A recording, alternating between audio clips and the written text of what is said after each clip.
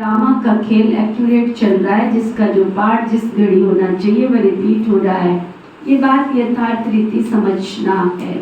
फिर प्रश्न, उन बच्चों का प्रभाव कब निकलेगा? अभी तक इस शक्ति की कमी है।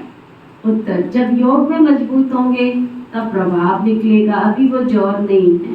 याद से शक्ति मिलती है, ज्ञान तलवार में याद का जोर चाहिए जो अभी तक कम है। अगर अपने को आत्मा समझ बाबा को याद करते रहो तो बेड़ा पार हो जाएगा। ये एक सेकंड की बात है।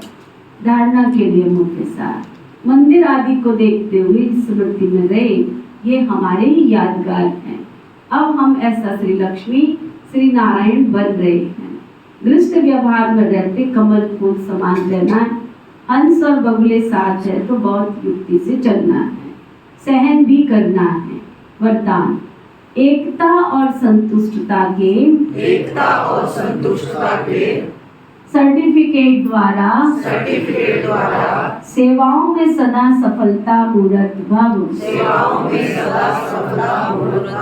एकता और संतुष्टता के सर्टिफिकेट द्वारा सेवाओं में सदा सफलता मूर्त भव।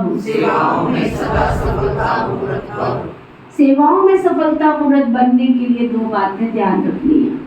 एक, संस्कारों को मिलाने की यूनिटी, दूसरा स्वयं भी सदा संतुष्ट रहो, दूसरों को संतुष्ट करो। सदा एक दो में स्नेह की भावना से, श्रेष्ठता की भावना से संपर्क में आओ तो ये दोनों सर्टिफिकेट मिल जाएंगे। फिर आपकी प्रैक्टिकल जीवन बाबा के सूरत का दर्पण बन जाएगी और उस दर्पण में बाबा जो है जैसा है वो दिखाई देगा। स्लोगन, आत्म स्थिति में स्थित होकर अनेक आत्माओं को जीवन दान दे दो तो तुम्हें दुआएं बहुत मिलेंगी। अव्यक्त इशारा, अब लगन की अग्नि को प्रज्वलित कर योग को ज्वाला रूप बनाओ।